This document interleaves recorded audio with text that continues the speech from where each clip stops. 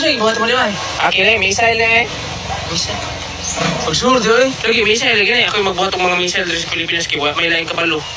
May kabagtik sa amaw. Magbuto ka na. Magbuto, pakita ko di karon tama. Ikaw. May gusto nimo tagkito na to eh.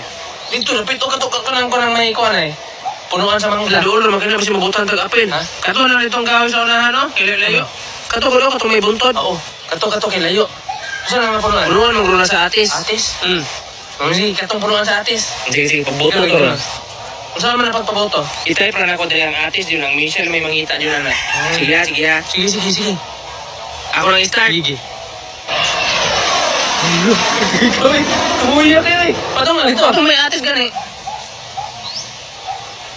Mura na parang balik rin. Dilo, sakto ba itong i-type? Bakit parang yung trip ay? Ano, usam na.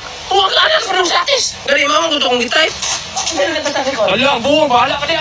Kabulong.